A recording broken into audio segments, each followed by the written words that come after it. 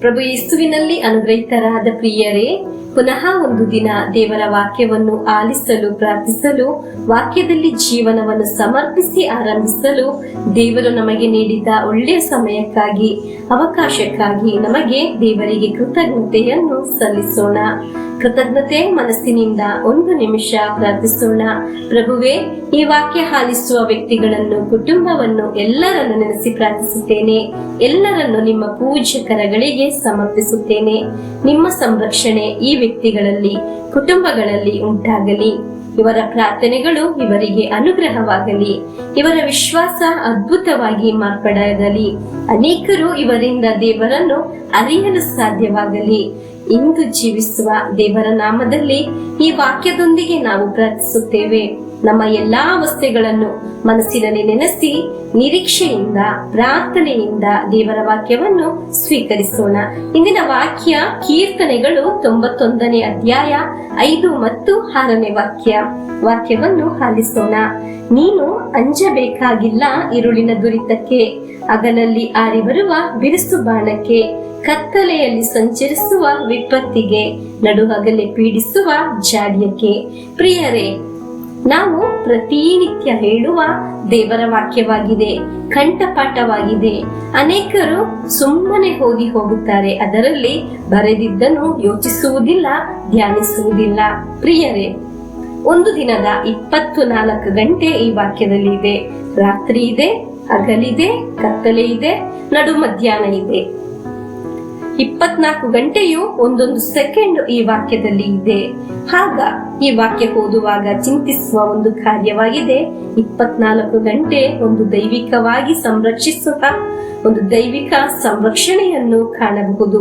ವೇಗವಾಗಿ ಓದಿ ಅದರ ಅರ್ಥವನ್ನು ನೀವು ಅರ್ಥ ಮಾಡಿಕೊಂಡಿರುವುದಿಲ್ಲ. ರಾತ್ರಿಯ ಭೀಕರತೆಯನ್ನು, ಹಗಲಲ್ಲಿ ಹಾರಿ ಬರುವ ಅಸ್ತ್ರವನ್ನು ನೀವು ಕಂಡಿಲ್ಲವಾದರೂ ಇದೆಲ್ಲ ಜೀವನದಲ್ಲಿ ಇದೆ. ನಿರೀಕ್ಷಿಸದ ಸಮಯದಲ್ಲಿ ಒಂದು ದುರಂತವನ್ನು ನೀವು ಅಂಜಬೇಕಾಗಿಲ್ಲ. ನಮ್ಮ ಜೀವನದ 24 ಗಂಟೆಯಲ್ಲೂ ದೇವರು ನೀಡುವ ದೈವಿಕ ಸಂರಕ್ಷಣೆ ಇದೆ. ಹಲ್ಲೆಲೂಯಾ. ಪ್ರಿಯರೇ, ನಮ್ಮ ದೇವರ ಸಂರಕ್ಷಣೆಯನ್ನು ನಮಗೆ ಪ್ರಾರ್ಥಿಸಿ ಪಡೆಯಬೇಕು. ಈ ವಾಕ್ಯ ಅರ್ಥ ಮಾಡಿಕೊಂಡು ಪ್ರತಿನಿತ್ಯ ಓದಿರಿ. ಈ ವಾಕ್ಯಕ್ಕೆ ನಮ್ಮ ಜೀವನಕ್ಕೆ ಸಂಬಂಧವಿದೆ. ನಮ್ಮ ಜೀವನವನ್ನು, ಕುಟುಂಬವನ್ನು, ಆರೋಗ್ಯವನ್ನು, ಭವಿಷ್ಯವನ್ನು ಕಾದು ಸಂರಕ್ಷಿಸುವ ದೇವರ ಪ್ರತ್ಯೇಕ ಸಂರಕ್ಷಣೆ ಇದೆ. ಅದು ಇಂದು ಅನುಭವಿಸಲು ಸಾಧ್ಯವಾಗಲಿ. ಪ್ರಿಯರೇ, ಹೀಗೆ ದೇವರ ಸಂರಕ್ಷಣೆ ನಾವು ಅನುಭವಿಸಲು ಪ್ರಾರಂಭಿಸುವಾಗ ಎಲ್ಲಾ ಕಾರ್ಯಗಳಲ್ಲಿ ನಾವು ಅನುಗ್ರಹಿಸಲ್ಪಡುತ್ತೇವೆ.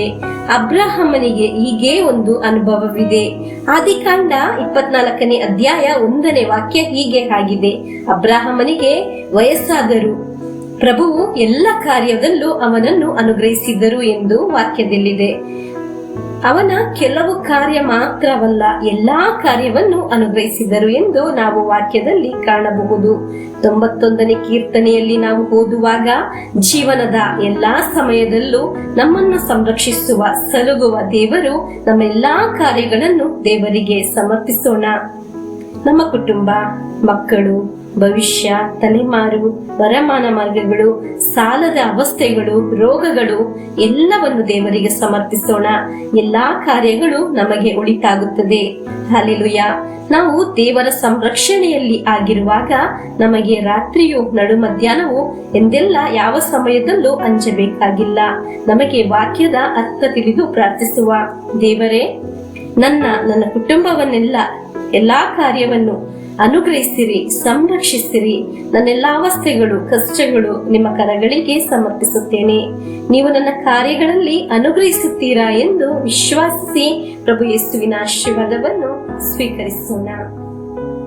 ನಮ್ಮ ಪ್ರಭು ಯೇಸು ಕ್ರಿಸ್ತರ ವರಪ್ರಸಾದವು, ದೇವರ ಪ್ರೀತಿಯು, ಪವಿತ್ರಾತ್ಮರ ಅನ್ಯೋನ್ಯತೆಯು ನಮ್ಮೊಡನೆ ಇರಲಿ.